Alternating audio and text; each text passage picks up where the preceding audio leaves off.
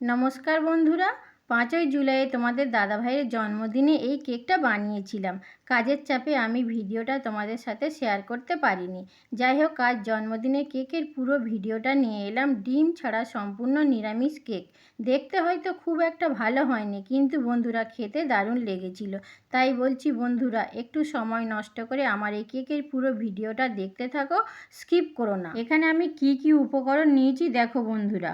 বড় বাটিতে নিয়েছি ময়দা, আর ছোট 3টে বাটির মধ্যে নিয়েছি একটাতে চিনি, আর একটাই নিয়েছি ভিজিয়ে রাখা সুজি ও গুঁড়ো দুধ। এবার একটা বড় পাত্রের মধ্যে নেব 1 কাপ সাদা তেল, আর ওই তেলের মধ্যে দিয়ে দেব চিনি। কিছুক্ষণ হুইপার মেশিন দিয়ে হুইপড করে নেব।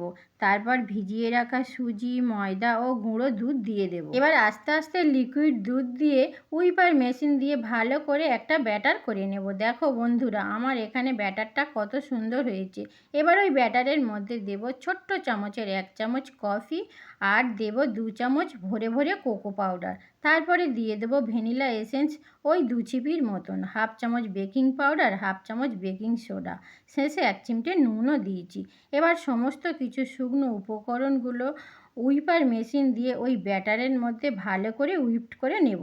মোটামুটি আমার কেকের ব্যাটারটা রেডি হয়ে গিয়েছে। দেখো বন্ধুরা, কেকের ব্যাটারটা কত সুন্দর হয়েছে। বন্ধুরা, এই রকম কেকের অনেক ভিডিও আমার চ্যানেলে কণিকার হ্যাংলা এসেলে দেয়া আছে, চাইলে তোমরা দেখতেও পারো।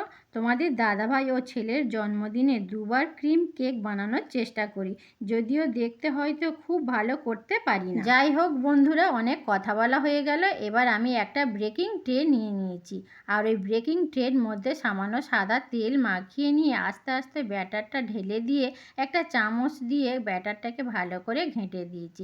এবার আগে থেকে প্রিহিট করা তাওয়ার মধ্যে 25 থেকে 30 মিনিট বেক করে নেব। এবার এদিকে কিছুটা ক্রিম নিয়ে হুইপার মেশিন দিয়ে ভালো করে হুইপড করে নেব, যেহেতু আমি এখানে ক্রিম কেক বানাচ্ছি। দেখো বন্ধুরা, ক্রিমটা আমার এখানে তৈরি হয়ে গিয়েছে। ক্রিমটা দেখো একদম বাটি থেকে পড়ছে না। চলো বন্ধুরা, তোমাদেরকে কেকটা এবার দেখাই কেমন হয়েছে। মাঝে সামান্য বাকি আছে, আরও 2-3 মিনিট রেখে দেব। কেকটা অনেকটাই ফুলেছে, ঢাকনাতে লেগে যাচ্ছে বলে আমি 2টো খুন্তি দিয়েছিলাম, সেটাও আবার কেমন লম্বা হয়ে দাগ পড়েছে। কেকটাকে ডিমোল্ড করে নিয়ে এবার আইসিংয়ের পালা শুরু। কেকটা কত সুন্দর হয়েছে। আমি পাতলা 3 টুকরো করে কেটে নিয়েছি। এবার আমি আইসিংটা শুরু করি। আগে বললাম বন্ধুরা, খুব ভালো শেপ দিতে পারি না, যতটুকু পারি সেটাই তোমাদের সাথে শেয়ার করছি। প্রথমে কিছুটা ক্রিম দিয়ে 1 টুকরো কেক বসিয়ে দিয়েছি। আগে থেকে চিনির শিরা বানিয়ে রেখেছিলাম, সেই চিনির শিরা আস্তে আস্তে ব্রাশে করে কেকটাকে ভিজিয়ে দিয়ে দেব। তারপর দেব কিছুটা ক্রিম দিয়ে সমান করে 1 মুঠো চকো চিপস ছড়িয়ে আবার 1 টুকরো কেক বসিয়ে ঠিক একই রকমভাবে কেকটাকে লেয়ার দিয়ে এইভাবে আমি কেকটাকে সেট করে নেব। বন্ধুরা, আমি এখানে বুঝতে পারিনি যে কতটা ক্রিম লাগবে, অল্প একটু ক্রিম কম পড়ে গিয়েছে। যাই হোক, কিছুটা ক্রিমের সাথে চকলেট গানাজ মাখিয়ে তোমাদের আর ওই ভিডিওটা দেখানো হয়নি। বন্ধুরা, নিজের ইচ্ছা মতন ডিজাইন করেছি, তোমরা হয়তো ডিজাইনটা দেখে হাসাহাসি করবে। শেষ পর্যন্ত মাই লাভ দিয়ে কেকটাকে ফিনিশ করি। বন্ধুরা, কেমন হয়েছে আমার এই কেকটা জানিও। আর এই কেকটা কাটা হয়েছিল 5ই জুলাই রাত 12টার সময়। এই ছোট্ট ছোট্ট সুন্দর মুহূর্তগুলো স্মৃতি হয়ে আমার ইউটিউবের খাতায় পাতায় পাতায় রয়ে যাবে।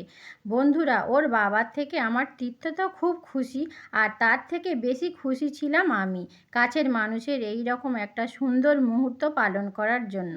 তোমাদের দাদাভাইকে আশীর্বাদ করো। সবাই ভালো থেকো। ধন্যবাদ।